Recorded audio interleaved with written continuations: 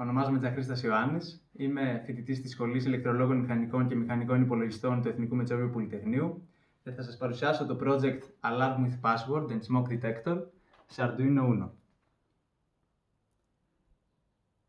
Για την προσομοίωση υλικού και λογισμικού και για τον κώδικα χρησιμοποιήθηκε το Tinkercad και ξεκινάμε την προσομοίωση. Αρχικά θα δοκιμάσουμε να βάλουμε τον σωστό κωδικό όταν ζητείτε από την οθόνη.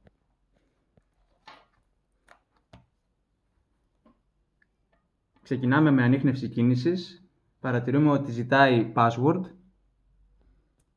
και βάζουμε τον σωστό κωδικό.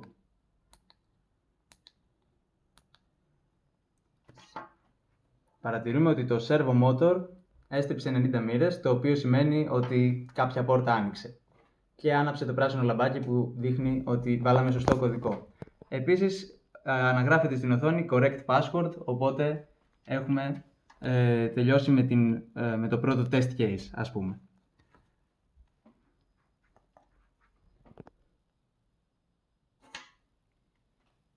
Τώρα θα δοκιμάσουμε να βάλουμε λάθος κωδικό ή να καθυστερήσουμε περισσότερο από όσο επιτρέπει η δοκιμή μας, το οποίο είναι περίπου 10 δευτερόλεπτα.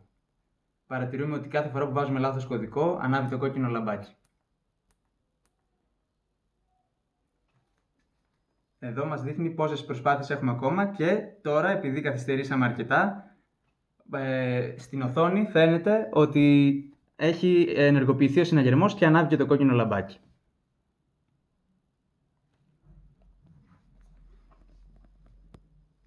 Τώρα θα δοκιμάσουμε, καθώς ζητάει κωδικό εδώ give password, να δοκιμάσουμε να βάλουμε κάποιον λάθος κωδικό, δεν μας ενδιαφέρει, αλλά τώρα θα τραβήξω το smoke detector καλώδιο και θα σημαίνει ότι υπάρχει καπνός κάπου, οπότε θα πρέπει κατευθείαν να ανάψει το κόκκινο λαμπάκι.